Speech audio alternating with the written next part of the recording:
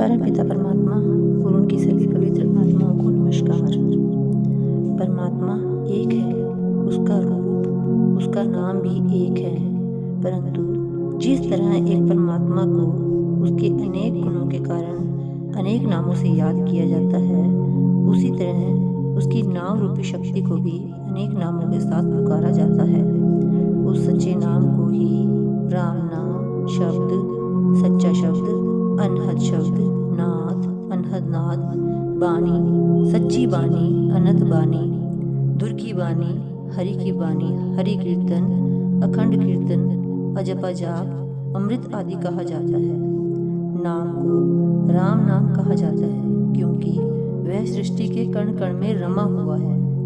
नाम शब्द के अंदर ध्वनि है और वह आदि अंत से परे है, इसलिए उसको नाद, अनहद नाद, बाणी, सच्ची बानी, हरि कीर्तन, अखंड कीर्तन आदि कहा जाता है। जिस जीव के अंदर शब्द की ध्वनि प्रकट हो जाती है, उसको बिना यत्न के सहज रूप में निरंतर वह ध्वनि सुनाई देती रहती है, इसलिए उसे अजपा जाप कहा जाता है।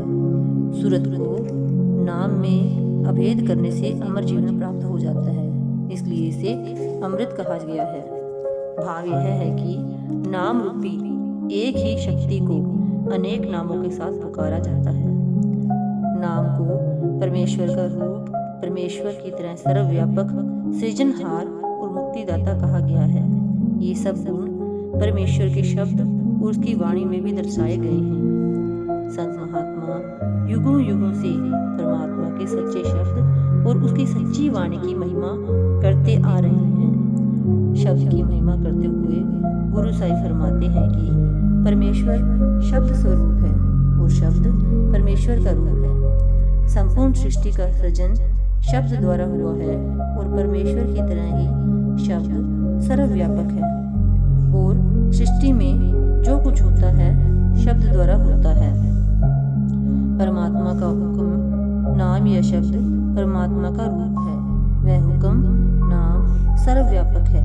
परमात्मा के हुक्म नाम के द्वारा उसके निज घर पहुंचने का सौभाग्य उसकी दया मेहर से ही प्राप्त होता है। गुरु नानक साहिब कहते हैं कि जब सृष्टि का सृजन नहीं हुआ था और वह प्रभु ही एकमात्र सच था, तो उस समय उसका शब्द सार पदार्थ या परम तत्व के रूप में उसके अंदर समाया हुआ था और वही निरंकार प्रभु ही तीन गुणों में प्रकट होने वाली ज्योति का आधार था। जब सतगुरु के उपदेशानुसार नाम का अभ्यास किया तो चंचल मन अंदर स्थिर हो गया। सूरत के 10वें द्वार में पहुंचने से बोध हो गया कि शब्द की अमृत भरी सहज ध्वनि ही सारे संसार का आधार है।